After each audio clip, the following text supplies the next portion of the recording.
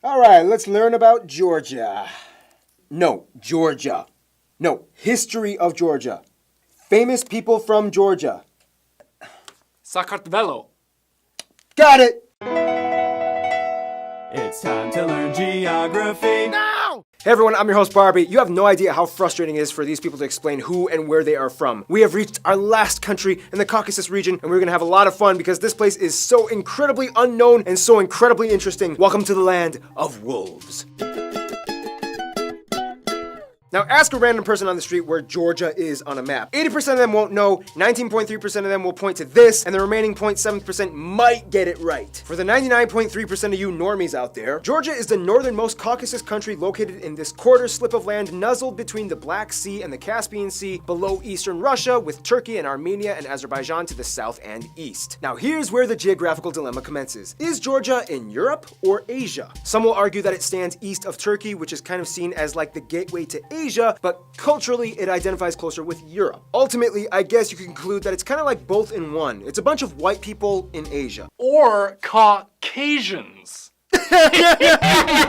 Quick side note, the origin of their name, Georgia, is kind of disputed. Some will say that it has to do with St. George, their patron saint. Others will say that it came from the Greeks and their word Georgios, which means tiller of the land, since the land was so fertile. But a lot of scholars might say it comes from the Persian word gur or gurgen, meaning wolf, hence land of the wolves. I mean, that name does sound pretty cool. I mean, if I was a scholar, I'd probably discredit all the other claims in favor of that one. Nonetheless, Georgians call their own country Sakartvelo, or the land of the Kartvelians, which is another word for Georgians. Now this is gonna be my favorite part because you know me. Incredibly complicated administrative division time! Georgia is a candy shop loaded with territorial anomalies. First of all, if you go to Georgia and look at a map of Georgia that they have drawn out themselves, you'll get something that looks like this. A country divided into what looks like 11 regions and one city, the capital, Tbilisi. Yeah, I know, it looks like Tbilisi. It's Tbilisi. However, it's more like 10-ish regions and 2 autonomous republics, one of which cuts through parts of 4 of the regions. These republics are Abkhazia and, be careful what you call the second one, most people outside of Georgia will refer to it as South Ossetia, but in Georgian, it's called Samachablo, or the Skinbali region. In the simplest way I can put this, these regions came about through a complicated history that involved independence from the USSR, and then support from Russia after the USSR. Technically, these are, at least considered by most in the international community, autonomous breakaway regions of Georgia that kind of govern themselves, but are kind of heavily influenced by Russia as well. To this day, Russia, Nicaragua, Venezuela, and for some reason, Nauru are the only fully sovereign countries that recognize Abkhazia and South Ossetia as independent nations. Travel between these 2 breakaway states is still possible, though. It's just way more difficult for Georgians to enter the regions than it is for Ossetians and Abkhazians to get into Georgia. Whew! So anyway, aside from all that, Georgia is an incredibly vivacious yet rustically refined nook hidden away in the mountains hard to get to. Like Rivendell. The country is laden with enigmatic castles and centuries-old stony fortresses and archways. Like Rivendell. As well as an abundance of monuments and statues with the curiously fascinating, curvy, wispy script written all— okay, this is freaking me out! No, but seriously, Georgia is a very rock and stone type of country. They love rocks. The largest cities and airports are, of course, in the capital, Tbilisi, Kutaisi, and Batumi. Tbilisi is a bustling city with the stone and mortar Nadikara fortress looming above on a hill. Batumi, though, is kind of like the fun city on the Black Sea with a more youthful flair and bold, sharp, dynamic architecture. All adjacent to the famous Batumi stone beaches. I'm telling you, they love stones. Some notable sites would include places like the Gori Fortress with the statues of the 8 warriors, or the Katski Pillar, a limestone monolith with a single church on top, only accessible by climbing. And finally, castles, castles, castles everywhere you go. Notable ones like Rabati, Khinkani, Aspinza, and Ninos Minda, all of which are made of, you guessed it, stones. There's more to this country than just stones, I promise. All right, let's discuss that.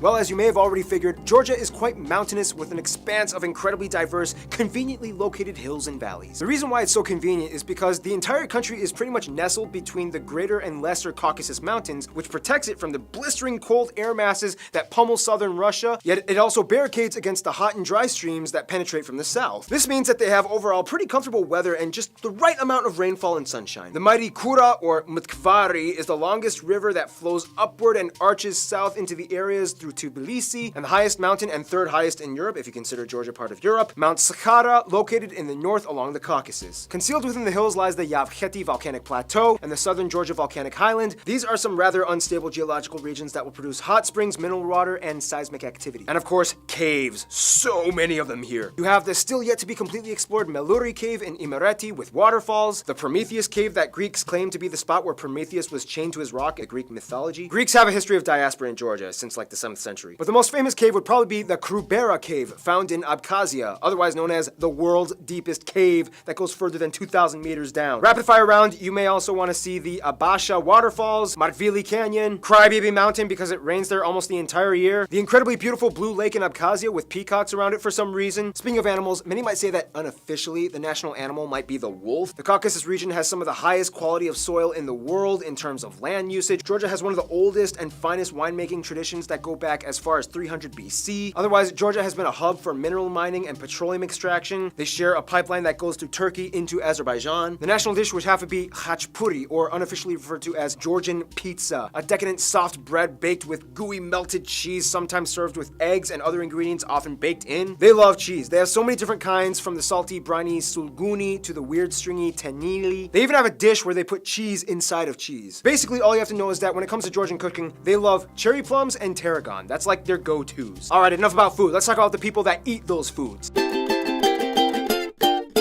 Now, if you thought pointing out Georgia on a map was difficult, try explaining what a Georgian person is. First of all, one broader term you could use to refer to someone who is ethnically Georgian would be Kartvelian, which encapsulates all the ethno-linguistic groups found in Georgia. If you include Abkhazia and South Ossetia, the country has about 4.8 million people and is currently attempting a population rebound after losing about 1 million people in the past 20 years due to migration. The country is made up of about 87% ethnic Georgians or Kartvelians, 6% Azerbaijani and Azeri, 5% Armenians, and the rest are made up of other groups like Greeks, Russians, and Ossetians. They also use the Georgian lari as their currency, they use the C and F plug outlets, and they drive on the right side of the road. The most distinguishable facet about Georgia, though, would have to be the Georgian language. Like Armenian, it's unlike any other in the world, standing on its own, not derived from any Indo-European or even Asiatic language branch. The language is also written in the Georgian script. Technically, they have 3 alphabets, but they only use 1. The alphabet has 33 letters, no F sound, and a ton of strange, almost impossible to pronounce letters. For example,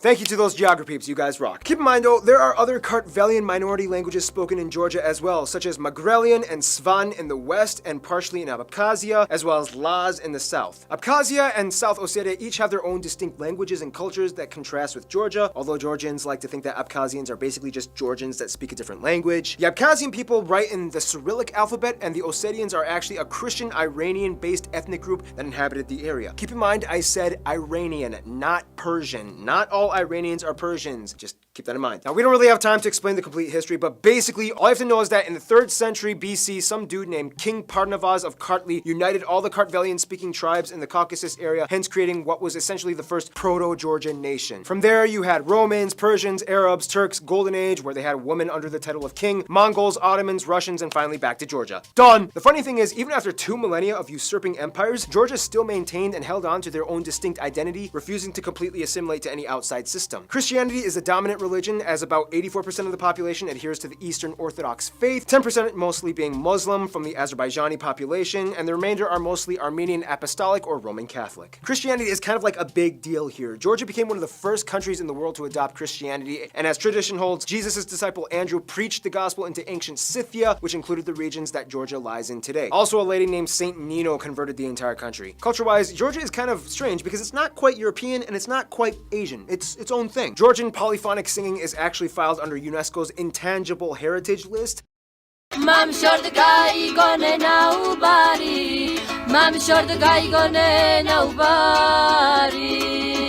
All Georgians will tell you that Georgian traditional dance is something that they are proud of, fast, difficult, dynamic, and bold with a lot of leaping and pointing. Georgians are also known for being really into strength sports, even women. They love wrestling and weightlifting and judo. They typically compete well in these events at the Olympics. Konstantin Yanashia reaching some of the highest ranks in the world's strongest man competition. Speaking of which, the most notable Georgian in the world ever seen, although they might not be proud of it, would probably be Joseph Stalin. Although to be fair, he did spend a lot of his time in Russia being a Russian dictator, so yeah. Hospitality is a huge deal out here. As the saying goes in Georgia, a guest is a gift from God. And granted, no matter who you are, they'll pretty much just treat you to some khachpuri. And that's kind of how they are with their diplomacy. Mostly. Russia. Let's explain.